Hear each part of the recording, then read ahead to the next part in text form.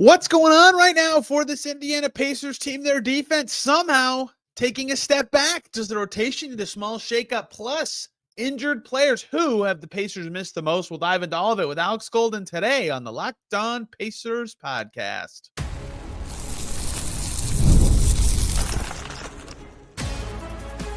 You are Locked On Pacers, your daily Indiana Pacers podcast, part of the Locked On Podcast Network, your team every day.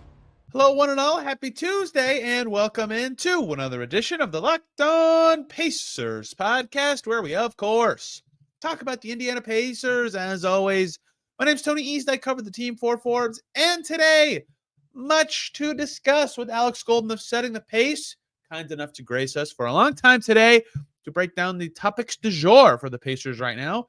At the top of the list, after two terrible defensive performances, what's going on here? Because it seems like a recent thing, but their defense has been slipping for about 8 games now. A key moment that got us to this point. We'll break that down. Plus, the Pacers rotation with their healthy bodies. They need to tweak it ever so slightly. I'll make the case. And we break down some injured players. Who do the Pacers miss most of their injured group in the rotation? Lots of great stuff with Alex today. Let's just jump right in. The Pacers kind of stink right now, but you know what doesn't stink is talking about them with Alex Golden. You all know him very well from Setting the Pace, where you can also get daily Pacers content via podcast every day. Alex, how are you? I'm sorry to do this on a one very late time and two on a day that Indy weather kind of stinks. Yeah, I mean, I think the Pacers stink worse than this Indy weather, and this Indy weather was driving me nuts today. I told you before we started, I was in my work van for about 2.5 hours commuting home just because of how awful the roads were. It's like we spend millions of dollars on, all of these new constructions, but we can't get the city to put some salt down during an icy snowstorm. Okay, that makes a lot of sense. But anyway, I heard you talking about your IU gear for yesterday's podcast. Yes, so you're on it. Prepared. I've got my IU hoodie on, looking like a bright tomato here on the podcast, so on YouTube. So, red team over the blue and gold right now. I should have leaned into it this whole week. I did not. The basketball team's going to play and let me down at some point. Yeah. Yes, the weather stinks, and the Pacers defense really stinks. And that is where I want to lead with this. Also, I chose this week to redo my deck. That was a mistake, but it's a road trip, so I'm home the whole time. Okay. So the Pacers obviously just had one of their worst defensive games of the season. 108 points allowed in the last 3 quarters of Memphis, 136 in total. 2 days before that, they played Detroit, and there was some weird stuff in that game, I would say, in terms of some guys were hot, but there was a lot of wide open shots allowed, and they weren't cutting off anything. That was 2 of their worst 4 games by defensive rating this season. That already is bad. Both of those games, I kind of left it asking the same question of, like, what exactly were they trying to prevent? Because especially the Memphis game, like Memphis took the most threes taken in the game and had 1 billion points in the paint. Detroit just lit it up from 3, obviously, but like it's kind of the same deal. It's like, what was the trade-off? What were they hoping to take away?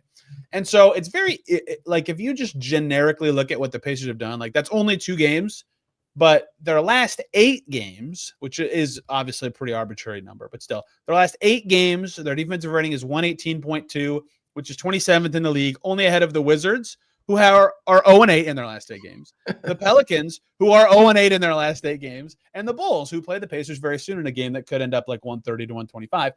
So they had like that stretch last week where they were playing some crap teams, and they won, and they like did some stuff that was nice and encouraging. But their defense, believe it or not, that 118.2 number is worse than their 116.9 for the season, which ranks 25th. They're actually defending worse recently. And I get that they've been hurt, and I get a lot of the reasons why that are less like about the basketball part. But why, to you, do you think they've all of a sudden look? Let me be clear, listener. I know they were supposed to be bad on defense. I know that. They were closer to like 22nd to 20th for much of the early season, which was their hope and kind of like the ideal for the Pacers taking a step forward. That has not been the case anymore. What to you has caused this to happen, if anything specific? Okay. I mean, I'm going to default a little bit to what I think Tyrese talked about after the Pistons game was just confusion on closeouts and things like that. I think a lot of it comes down to communication. TJ McConnell referenced how they're not playing hard enough as well. And so They've had a lot of games this year. I mean, it feels like they're playing every other night. I kind of wonder if they're almost just going through the motions to a certain degree, in my opinion, just because you can kind of tell when the season's getting weird. And it feels very weird this year because a lot of injuries means that guys are playing a lot more minutes. I'm seeing a lot of fatigue, specifically from Siakam, a lot of times in the fourth quarter where he's not really getting involved as much offensively. But for me, defensively, like you mentioned it, it's an excuse, whatever you want to call it, but your top three perimeter defenders are out and have been out for a significant time with Shepherd, Nembhard, and Nesmith. And I know Turner's a very good rim protector, right? And very good and very respected across the league. But I do think he has regressed a little bit in that area. And I feel like Isaiah Jackson, I don't know if he has the same level of impact, but he's just a very good shot blocker, gets off his feet quicker, and he can guard better in space. So the Pacers are just really limited with what they have. And I think if you go back and look at their homestand, right, the first 3 games they won, who was good? Quentin Jackson. And Quentin Jackson had to take a step forward defensively. They're putting him on the other team's best player. And when you're asking a two-way guy to do that, I don't think you can expect that to, sustain for a long time. And so it's just when you're asking Ben Mathurin and other guys like that, Jarris Walker, who's basically in his rookie season almost, to go out there and guard the team's best players, they have flashes, but it hasn't really led to a lot. So I don't know if there's anything specifically you're noticing on your end of things, or if there's like a stat that kind of shows a lot. But to me, it's mostly just been like a lot of like non-communication, not fighting through screens hard enough. Just it seems like their scheme is not being really implemented like it was towards the end of last season when we saw them take a step forward defensively. But I also think personnel matters. Okay, I have a couple theories. First of all, I agree with a lot of basically everything actually you just said. I actually have to admit something to you and the people listening to this. I actually gaslit all of you. 8 games was not arbitrary. 8 games is the exact number they have played without Ben Shepherd since he got hurt. And I use that cutoff because people talk about this all the time. When someone gets hurt, someone else has to step up. And a lot of times a team's drop-off isn't necessarily player B filling in for player A. It's whoever player C is that has to then fill in for player B or that role where there's bigger problems or a change in some way. And so the Pacers lost Andrew Nembhard and Aaron Nesmith. And for a while, Ben Shepherd was shooting really well and was defending well enough that they were like, okay, this is worse, but like this works. And like Quentin Jackson has defended pretty well, except for the last couple of games, most of the season. Like that's enough. It's not the same, but you have a 2 and a 3 who can give you something defensively with that duo. When they lost Shepherd, they're now out of like perimeter defense and size. Recently, they've gotten some from Jarris, which is funny because they've been terrible defensively besides him. But I think that was like that is the out of bodies moment. Is like when Ben Shepherd got hurt, it's like, holy cow, what can you even put on someone at this point?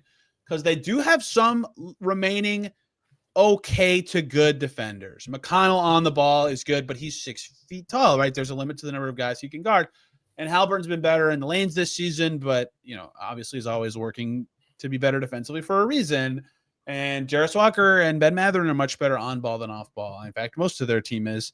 And so once they hit the last guy, it went Ben Shepherd in this case, where it was like they have nothing left in the 3-and-D department. That really hurt. And I think that kind of has been a little bit of a turning point because there is several minutes every game where a very good player on their opposing team is going up against someone like fairly easy for them to score against. Actual basketball strategy thing that's been happening a lot. They are going over screens all the time, like all the time against ball handlers. And sometimes they switch because that's what the Pacers do. They have some like-sized guys. But it remains very interesting to me how often they are chasing guys who are not, I would consider, awesome shooters over screens to try to prevent a switch or have a different switch be the case.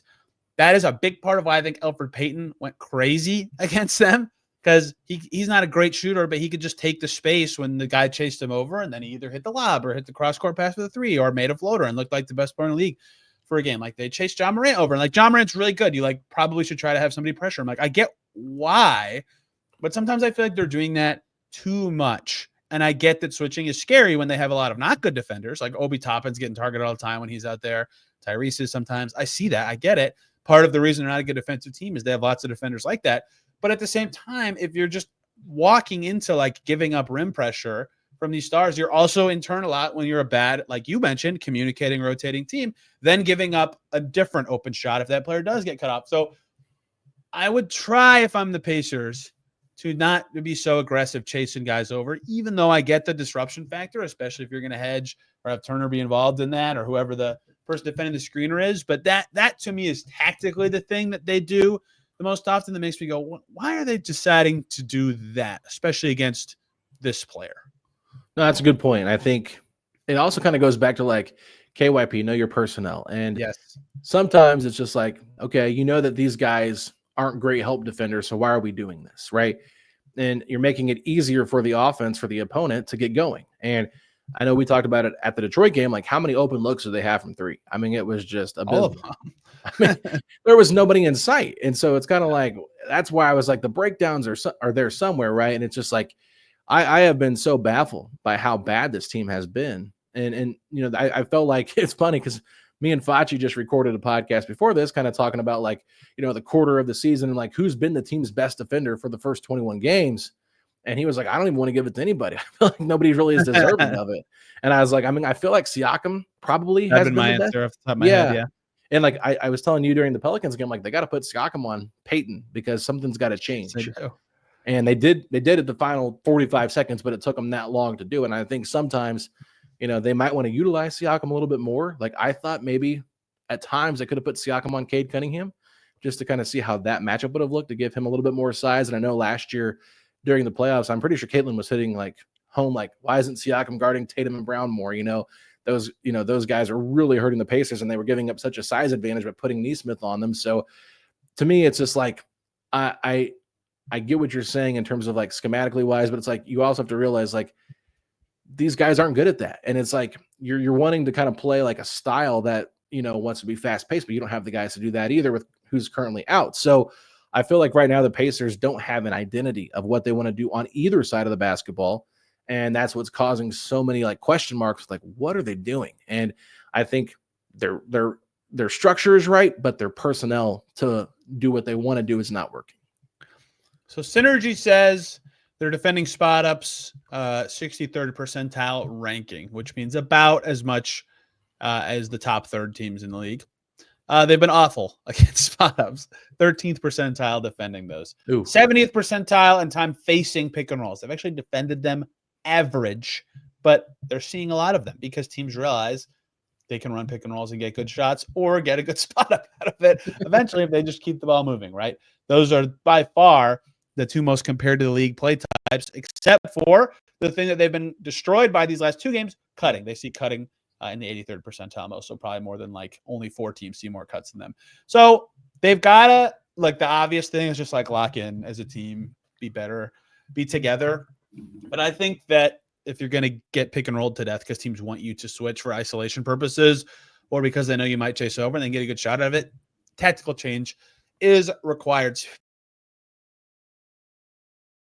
Everyone need to take a little break here to talk about the great people over at PrizePicks, the best way to get real money sports action with over 10 million members and billions of dollars in awarded winnings. PrizePicks has made daily fantasy sports accessible to all. You just pick more or less on at least 2 players for a shot to win up to 100 times your cash. Run your game all season long on PrizePicks, where you can now win up to 100 times your money with as well as 4 correct picks. You can play in over 30 states, and it's the best place to get real money sports action. They've invented the flex play, so you can still cash out even if your lineup isn't perfect. They put their members first and now offers Venmo for quick and easy deposits. Sign up today, get $50 instantly when you play $5. You don't even win to receive the $50 bonus. For example, think Steph Curry will get more than 5 3-pointers or Giannis will get more than 30 points. We'll cook up your hot takes with friends and get real money this basketball season on PrizePicks. Download the app today. Use the code LOCKEDONNBA for $50 instantly after you play your first $5 lineup. Again, download the PrizePicks app. Use the code LOCKEDONNBA to get $50 instantly after you play your first $5 lineup. PrizePicks, run your game. Let's also talk about the good people over at Game Time, the best way to get tickets to the comedy, theater, sports, whatever you're attending near you.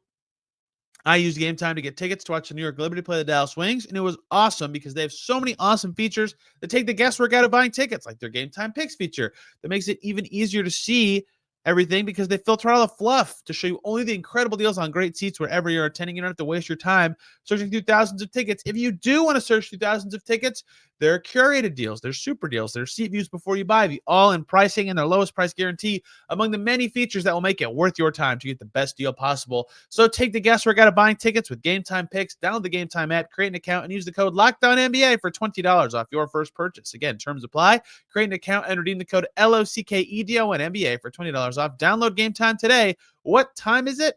Game time. Speaking of changes, I get that this question kind of sucks because there's no answers because they have no available human beings to play. Something happened in Memphis that I have been thinking a lot about. I think I brought this up to you a couple games ago.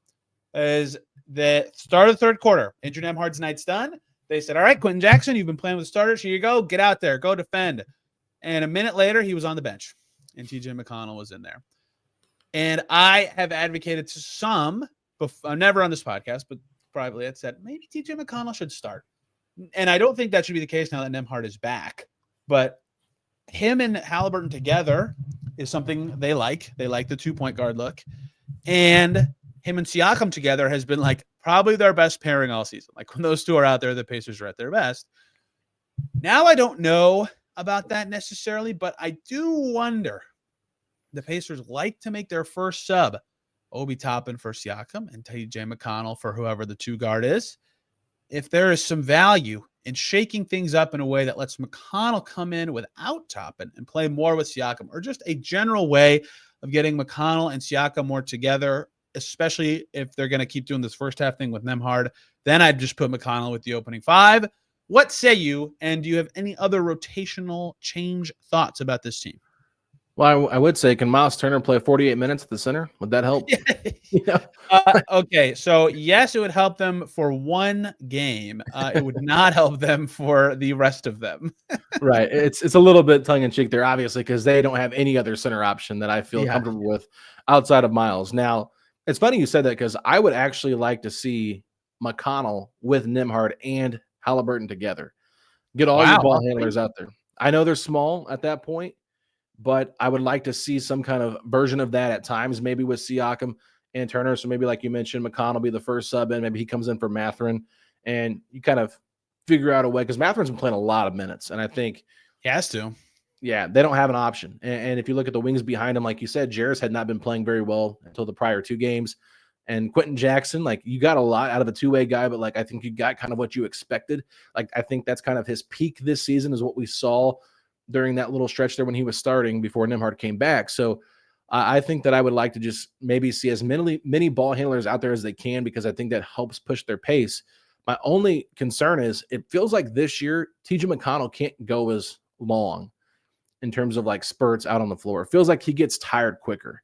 And maybe that's just me reading into things a little bit, but there's been times where I felt like, and it's really honestly like, I know the Siakam McConnell lineups have been good, but like when they're not together, oh man, those second unit lineups look awful without Siakam out there with McConnell. So it's more of an eye test thing for me than what I've seen number wise, but I just feel like they really can't get anything going when Obi is the 4 out there and they're playing, whether it's Moses or Myles, even at times, it does not have the same synergy. So I wouldn't be opposed to that, but I don't know. Have you noticed too where McConnell feels like it's like he can't play as long of a stretch? He gets kind of tired quicker. I don't know why, but it might just be the wear and tear of making the deep playoff run last year.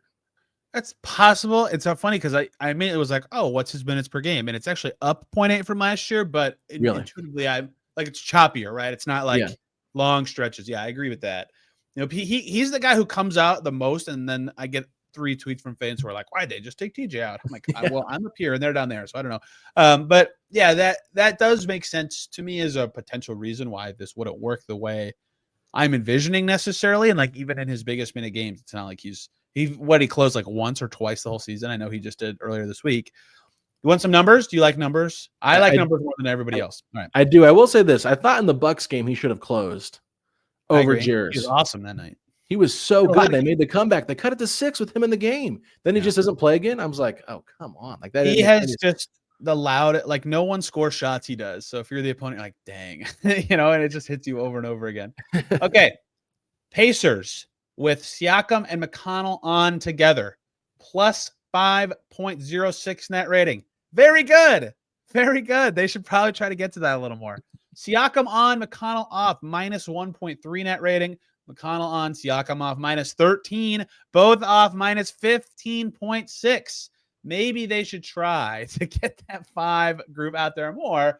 And if that means that instead of Toppin coming in with McConnell right away, and I get that the primary reason for that is because if Toppin's the backup 5, they have to do it that way because then Siakam Toppin is the next step of the subs. And then you're kind of getting him out there with McConnell. But I think they need to get to it like ASAP, like the second you can, if that's how good the numbers are. The other thing is the 2 point guard groups are all also kind of doing the same good stuff as last year from a net rating perspective, right? And Nembhard Haliburton is plus 4.85. McConnell Haliburton's minus 2.5, which sounds bad, but on this year's Pacers team is pretty good. And we've only had 11 minutes of McConnell Nembhard, so it doesn't really matter what their net rating is. Yeah. Like, it still works. They want to do that. It worked for them well last year. Nembhard being back, I think, gives them more rotational creativity. And the guy who kind of pieces it all together is McConnell, which is the same as last year, which was why their season kind of twisted when he got back into playing every day. So I don't know how they do it. He should not start. There was an argument for him starting before Nembhard returned. Now there's none. He should not start games, but specifically how they use McConnell to me would be a rotational tweak. Yeah. Do you think part of the reason why they're also subbing in Obi for Siakam early is to get Obi some minutes at the 4 with Tyrese because they played so well together last year? Yes, they were a much better pairing together than apart, certainly. But Toppin hasn't made as many shots. Like, it's been harder, especially in their slower, because their pace with Tyrese is still obviously faster, but they haven't played so fast that that's like blown teams away in any way. And I think his center spot is more so why they do that. But even in games with Moses playing, they do that. So maybe you're probably right about that to some extent. Let me throw this question out at you because I brought it up on our podcast. I'm curious your thoughts because I trust your opinion, and I value it actually. But the Pacers, to me, kind of built this roster to play more of the freedom of movement basketball style. Yes, agreed. And now that it's shifted to more of this FIBA physicality game, and I know Caitlin did a great job of showing how Jalen Wells was just completely taking Tyrese out of the offensive set there.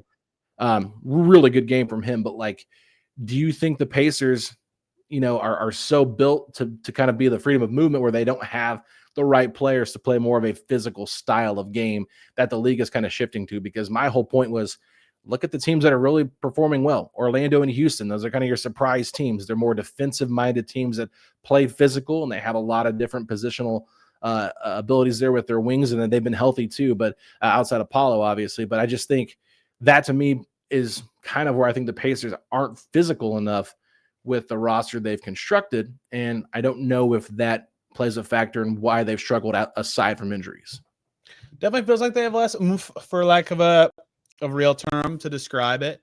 They got away from it last year. They didn't really need to have that because they could just score whenever they wanted, right? And they were pretty healthy, and so those groups made a lot of sense. And I think they're like oomphy players. So someone mentioned this to me. This made me laugh. Like, all the guys who you'd consider like this is a bad way to describe this. Consider the list of players on the Pacers who were like the Bobby Portis instigators in the playoffs last year, right? Guys who made Bobby Portis mad, right? Andrew Nembhard, Isaiah Jackson. Yeah, Andrew Nembhard a few times. They're all out at the same time, right? Like, and in a way that kind of bounces right back off of what you're saying of like the guys who get them to have some sort of oomph are not playing. And the guys who do the best in a theoretically slower environment, Siakam and Mathurin, have a lot of the time been their most consistent performers on offense this season. So some of that is the style changes of the league and what the Pacers have kind of been forced to do because Haliburton hasn't been the same player as last year to get them to that style. So some by necessity, some by league changes, like that is kind of how they've been forced to play, and they're not really accustomed to it. But I think when they have their whole team and like can combine their like swaggery style they had when they were rolling last year and up their tempo, because they never had their tempo when they were healthy, then maybe that won't matter. But certainly you're right that a lot of teams that are exceeding expectations this year have some pop, some bam. I'm using some, I got to find like a real word for this.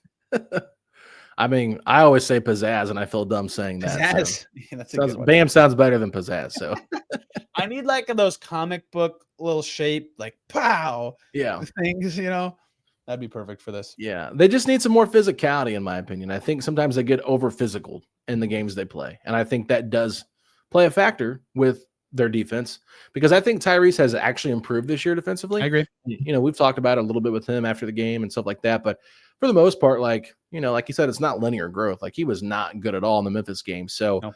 It's one of those things where he's up and down still, but like he's trying at least, and I think that's a good sign. But at the same time, like they need their guys healthy.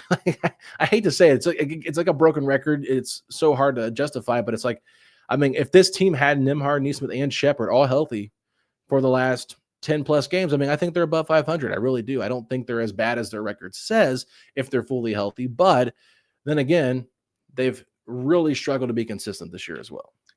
Yeah, they're going to be without those guys for a fifth of the season. I mean, that's what these absences can be. I don't think people realize how long like a 3 to 4 week absence really is. Massive in the NBA.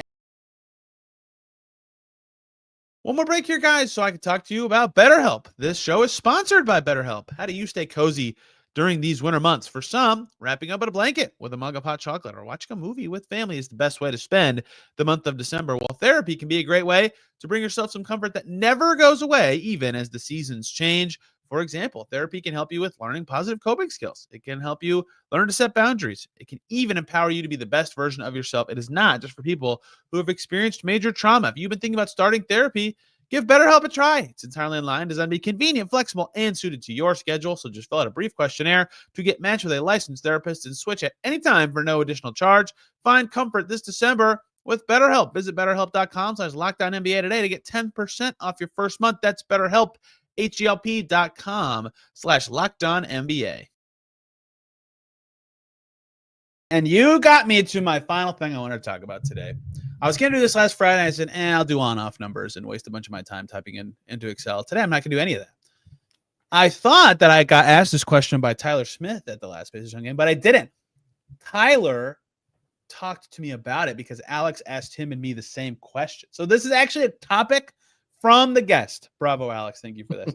The Pacers have missed over half the season without James Wiseman, Isaiah Jackson, Andrew Nembhard, and Aaron Nesmith, and they're getting very close with Ben Shepherd. Unfortunately, Ben Shepherd, you were too healthy for too long to be eligible for this exercise, although you can include him if you want. Who of that group have they missed the most? Obviously, I don't think anyone's going to pick Wiseman because he wouldn't have been in the rotation. But of the guys who were going to play or were playing every night when healthy, who do you think they've missed the most and why? So what's interesting is I put a poll up on Twitter about this on Saturday night. I think it was during IU's 66-0 victory over Purdue. Just a reminder there if you forgot the score. Let me double check that score. I'll get back to you in just a second. But I want to say, if I remember correctly, I'm going to pull it up while I'm talking, but I quote tweeted it and said, because Isaiah Jackson was not getting very much love in this. Wow, 66-0. You're right. Wow. That was a pretty big win. I mean, I turned it off halfway through and told my wife we could watch it. I didn't realize it was so large. Yes. So I want to see the poll. Based on the poll, I had 1,300 votes. Andrew Nembhard was the lead winner here with 39% of the vote from the fan base. Now, based on my comments section, you would think that it was James Wiseman, okay? Because people just have this, weird obsession with James Wiseman based off him scoring points in the preseason and thinking that he played well in the game before he got hurt, unfortunately. The Pistons game? He played well that game. It sucks that he got hurt that night. He was good. He was hurt like in the second quarter, right? Or was it the end of the first? It was very early in that game. So, but people were just like saying, like, if we would have lost Jackson, Wiseman could have came in and just provided such a big spark for us off the bench. I'm like, I don't know if I see that for me. But the reason I said Isaiah Jackson out of these, Nesmith, Nembhard, Shep group, mostly because he's out for the year. And I think that that's going to come back to hurt the Pacers more because you have to kind of almost tie in the fact that you lost Wiseman too. So now you only have Myles as your true center. And you've had to play Obi at the 5. Obi has not looked good at the 5 for the majority of the season. You bring in Moses Brown, who, had 8 straight points in his home debut. And then after that has been yanked from the lineup very quickly when he's been put into actual rotational minutes because he is not doing what Rick Carlisle wants him to do. So I just feel like the absence of Isaiah Jackson has really impacted a lot of what this team wants to do. And I think that it might hurt them in the long run even more, knowing that you're piling up so many miles and minutes on Myles Turner, who come playoff time, he's 10th year in the league. Is he going to be playing close to 35 minutes a game at the end of the season? Like, that's not sustainable, in my opinion. He's been more of like a 28 minutes per game kind of guy who's already had some calf injuries this year as well. So I understand why Nembhard's super important and Nesmith, but I just felt like the loss of Ajax for the entirety of the season, to me, weighed a little bit heavier than, like you said, 20% of the season with Nesmith and Nembhard with their injuries. So I think here, for people who don't, actually no one knows this, Alex knows this. People who don't know, when they asked me the question of the game, I said Andrew Nembhard immediately. Burped it right out of my mouth. And my thinking was, one, as we just discussed, especially once Shepard got hurt, similar to your argument with centers, where like the second guy getting hurt actually also was a part of it. Like once Shepard got hurt, they were like, you really need Andrew Nembhard at his defense, right? Yeah. And so Nembhard defensively, always taking the toughest ball handler assignment, was the first thing I was like, oh, they really need that. That could be a guy they need back. He could really help them. He is a kind of a 3-and-D guy, although he hasn't shot it great this year. And then immediately he returned and looked like the guy that I thought he'd be all season, but it wasn't that before the year. Either way, the things he does are so important, and they need his defense so bad. That's just what he does. The other thing is stuff we talked about earlier in this podcast, which is him playing, lets them do the 2-point guard stuff that's been so effective for them, and something Rick Carlisle likes to turn to, because, hey, if you're going to put a really good defender on Tyrese Haliburton, great. We're going to have this other ball handler who can score 30 points in consecutive conference finals games, just wiggle into the lane whenever he wants. Oh, you cut him off? Great. Here's TJ McConnell. Have fun. Like, that is something they like and made them a good team. They can't do that. Like, they can sometimes turn to McConnell Haliburton, but not for 48 minutes. Quentin Jackson did a good job, won them some games they might not have won without him, but like can't do that either, right? So like I intuitively said Andrew Nembhard, and then you guys brought up Isaiah Jackson. I was like, I kind of think that's right because of a couple things. One is he was playing amazing, like so good on defense. Yeah. Here comes Tony numbers. Plus 8.84 net rating when Isaiah Jackson played this season. Like absurdly good, right? He was quite good. That Celtics game they won, he was incredible in that game. Okay. -5 when him off this year. Obviously, they played a lot of minutes without him. He was great. He does a lot of stuff that they've been missing in terms of upping their pace defensively by being a disruptor and giving them an element on offense that they haven't really had of like an efficient around the basket lob guy. The other part of it is him getting hurt meant they had to turn to Obi at the 5 because Wiseman was also out, and that has not gone well. Obi hasn't played particularly great this season, which means they had to change who's their backup 4, Jarris Walker, right? Back to your old position. Good luck. But like, it's just led to so many other problems on top of him playing very well this year that it might be him. Like they haven't had another center available to play. And like, I guess you could say Wiseman's the answer by default in that way too, because he would have been the center playing, but it really changed their dynamic of a team. Like they're smaller, but they couldn't do anything about it either. They couldn't spend, they couldn't trade. So it really hurt that they both of those in tandem, I think, is what makes that the better answer. Even though I think in terms of they've actually been missing Nembhard's the answer. I think the fact that 2 centers got hurt and Jackson was playing so well makes him the answer. And I feel terrible that we are debating those two guys and not at all mentioning a 40+% 3-point shooter who is a very good defender in Aaron Nesmith. Yeah.